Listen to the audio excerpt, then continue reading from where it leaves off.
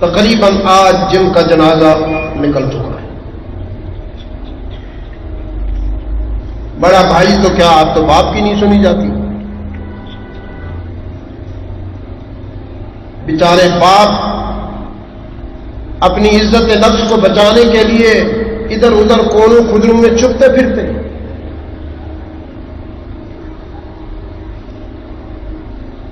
عزیزو، ماں کی بات کو ترجیح دی جاتی تھی بیوی کی بات پر، اور اب سچ وہی ہے جو بیگم کے منہ سے نکلے۔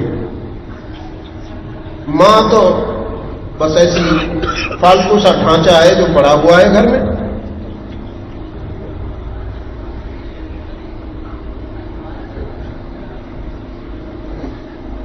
جس بستی کی میں آپ کے سامنے کیفیت رکھ رہا ہوں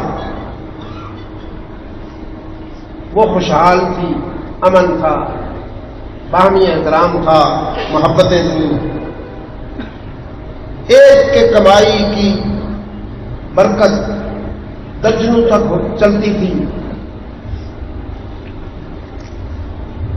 اللہ نے ان پر یہ کرم کر رکھا تھا، پھر جب انہوں نے کفران نعمت شروع کیا تو پھر خوشحالی بدحالی سے بدل گئی اور امن خوف سے تبدیل ہو۔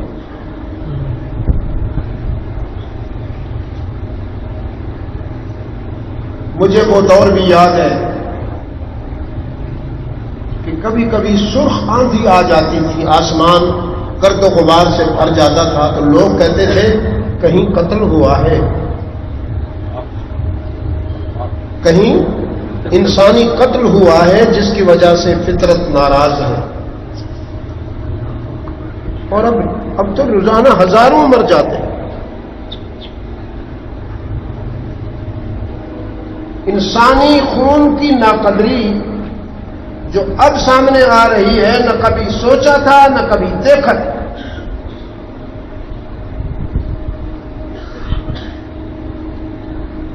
سارے گھر والے محنت کرتے ہیں لیکن پوری نہیں پڑتی۔